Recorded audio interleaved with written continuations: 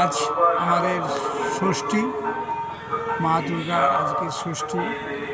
সেই ষষ্ঠী পূজার অনুষ্ঠান আমাদের অলরেডি শুরু হয়ে গিয়েছে। আমাদের এবছরের থিম ছিল দেবীর অকাল বোধন। রাম অকালে দেবীর বোধন করেছিল এবং সীতাকে উদ্ধার করার জন্য অশোকবন থেকে সেই অশোকবনে যাওয়ার জন্য সমুদ্রে সেতু বাঁধা হয়েছিল। সেই সেতুর দৃশ্য আমরা এখানে মঞ্চস্থ করেছি। আমাদের ঘূর্ণায়মান মঞ্চ লক্ষ্মীমাকে হাঁস রথে করে টেনে নিয়ে যাচ্ছে, সেটা আমরা চলন্ত স্টেজের মধ্যে দেখিয়েছি।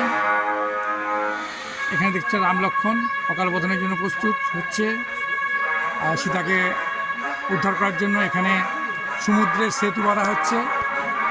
দেখতে পাচ্ছেন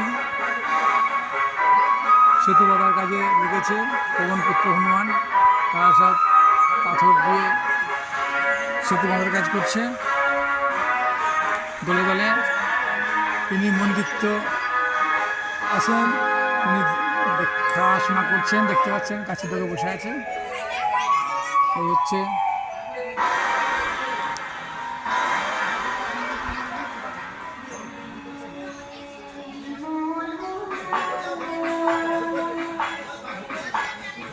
চলন্ত স্টেজ।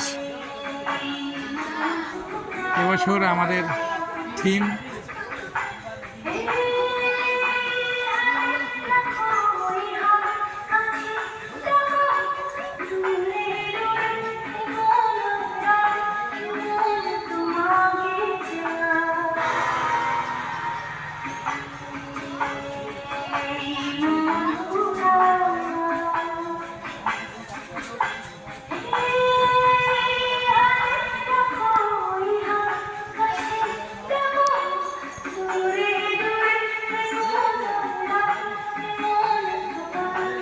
চলন্ত রথ দেখতে পাচ্ছেন মঞ্চের মধ্যে।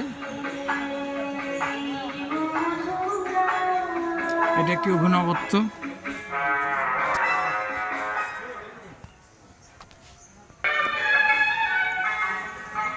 ষষ্ঠী পূজার কাজ চলছে বেলগাছের তলায়।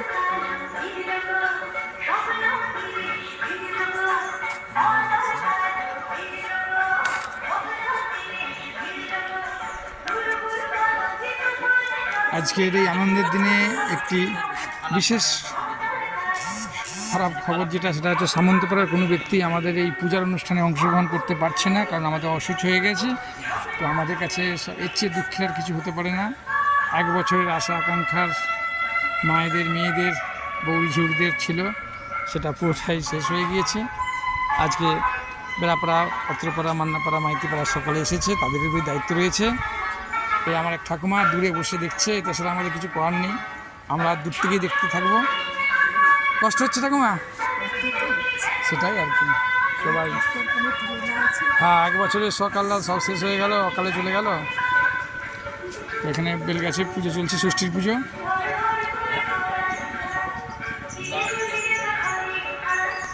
আমাদের আজকে উদ্বোধন রয়েছে মহারাজ প্রামানন্দ মহারাজজি আজকে গোরহাটি মিশন থেকে আসছেন, রামকৃষ্ণ মিশন থেকে আসছেন। ওখানে আমাদের আজকে কিছু নরেন্দ্র চোক, মলন চোক, ফতেপুর, দৌলত চোক, কুলাট, বিভিন্ন জায়গায় মানুষদেরকে কিছু উপহার দেওয়া হবে। তো সেই হিসাবে আমরা তাদেরকে, আমাদের কমিটির সকলে রয়েছে এখানে।